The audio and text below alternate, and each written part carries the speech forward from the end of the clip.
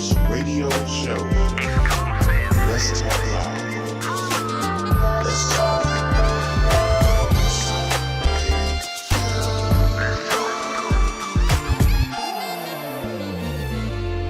Let's talk live. Welcome back to Let's Talk Live. Hope you guys are having a great Sunday. Listen, as I told you before on the previous segment, I have Mr. Nathaniel Haugabrook in here with us. How you doing, sir? I'm very well, thank you. Yes, and I have my good friend, Pastor Jimmy Boyd. How are you? God bless you. Yes, sir. You know, just real quick story. Pastor Boyd and his wife were, I don't want to tell you age, but were my teachers and mentors. As a young minister, I used to be up under Pastor Boyd and doing ministry. So they're grateful to have both of these guys in here with us. So listen, y'all, you know, in this show we talked a whole lot about some of the injustices that we're seeing and some of the things that have happened. And as I've always said, media controls the narrative. And so now all of a sudden you're not hearing much about it. You know, people aren't posting about it on Facebook. But we want to bring the issue back up. So right here in our city, I remember when the protest first started, that the issue, that what was being said was, you know, there are no issues like this in Valdosta. And then comes Antonio Smith. I mean, it was like 2 weeks after this statement that we don't have issues in Valdosta. So I want to, you know, first and foremost, just talk a little bit about the case, and then we're going to get into what Pastor Boyd is, what the faith community is doing, because I wanted to bring you in because a lot of people say, well, the faith community is not doing anything. So I want to talk about that. All right. So Mr. Haugabrook, let's talk a little bit about this. You know, Antonio Smith, I remember when the video first hit, you know, and the very first statement that was made was, we did not know anything about this. We didn't, you know, we saw it when y'all saw it. We viewed it when you guys viewed it. Let's talk about that, because I think that that's been a huge discrepancy, and now we're starting to see things kind of down. So let's talk a little bit about that. Did they know before the video and media were contacted? In my opinion, they knew. And the reason that they knew is if you've seen the lawsuit, attached to the lawsuit, it is a document or a letter called the Antelitum Notice, dated for March the 20th, 2020, that we sent by way of certified mail addressed to the city manager, to the mayor, and to the chief of police. On March the 23rd, those letters were received by each of those three individuals. The green card that's attached to the lawsuit shows that it was delivered to the city manager and to the mayor, as well as the third card where the chief of police or someone in her office signed for it. So to answer your question, from a legal standpoint, they were received. And the idea that no one knew anything about that begs the question. In my opinion, that would mean that whoever received the mail, signed for those two certified mails in the city manager's office and the mayor's office, he get the letters. Yeah. And I don't believe that's the case. And I wanted to bring that up because that's been the argument that we've heard. And that's been kind of the thing, you know, that I feel that, you know, I won't say who, but somebody hides behind that particular statement. The other thing that I want to talk about is, I remember a statement when this first happened, and the statement was, you know, what is justice to the black community, right? And I thought that statement itself is a disservice, because it's not about what is justice to the black community. It's first and foremost, you know, what is justice, period, because this should not have happened. But what we are seeing is that black folks are being definitely brutalized by police. And we got to see that kind of right here in our own city.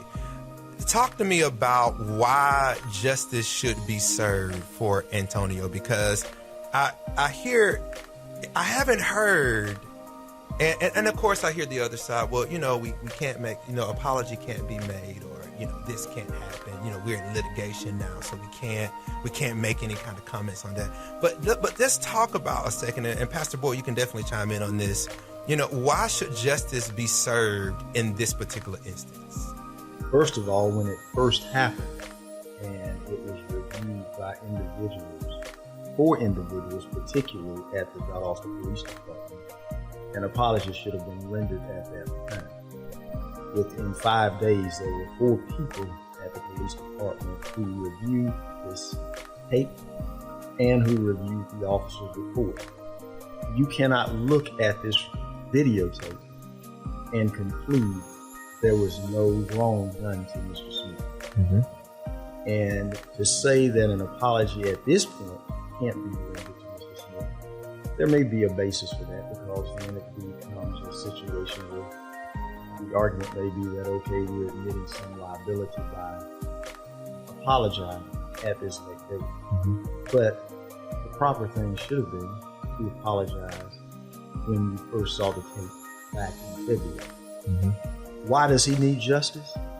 He needs justice just like every other individual in America deserves to be treated fairly. Mm-hmm. When you look at this tape, and this young man is standing there talking to an officer in a relatively calm voice, non-confrontational, is not cursing, is complying with the officer's commands, provided his ID, and then you see Sergeant Wheeler come up from behind, and in our opinion, and as most folks have described it, covertly, he snuck up on him, grab him by the wrist, put him in a bear hug, and then you want to tell him, put your arms behind your back. How in the world can you put your arms behind your back in a bear hug? He doesn't walk up and say, hey, what's going on? Is this the right person? Or anything. The first officer had the situation under control.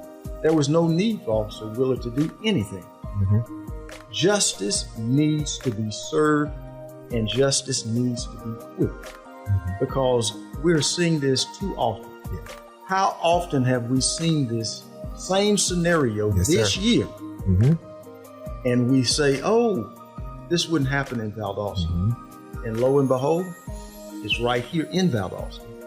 And I suspect that it's not the first time that it's happened in Valdosta. And I'm waiting to get confirmation that this has happened within the last few years involving this same officer. Right. I want to flip to you for a second, Pastor Boyd. And earlier we announced before this segment, we announced your organization that you represent, and you're here, and I know this is a lot of pressure to put on you. You're going to represent the faith community today.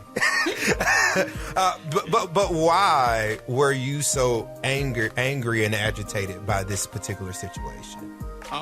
One of the reasons I asked myself, what can be done? Something needs to be done.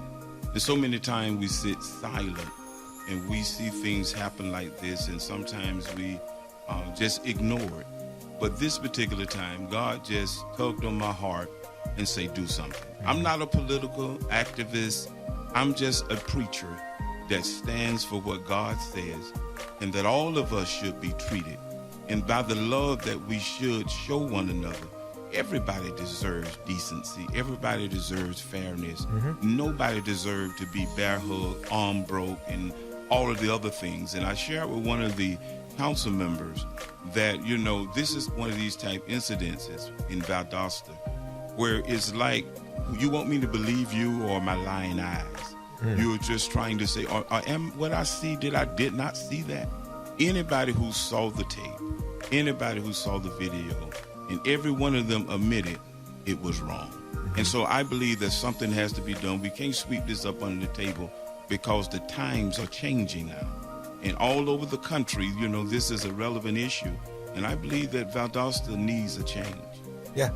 All right, guys, so we got to come back and we're going to talk to them again, and we're going to talk a little bit about action and what we should see next and what we can look forward to. And then also we want to just offer people, how can you get involved? What can you do to get involved? I think that's going to be an important thing to do. All right, y'all, we got to make sure we keep our countdown going. Coming in is our new joint of the day, y'all, and it's Jonathan McReynolds and Molly Music with Move On. We'll be right back here. Let's Talk Live. Brand new song. Here we go.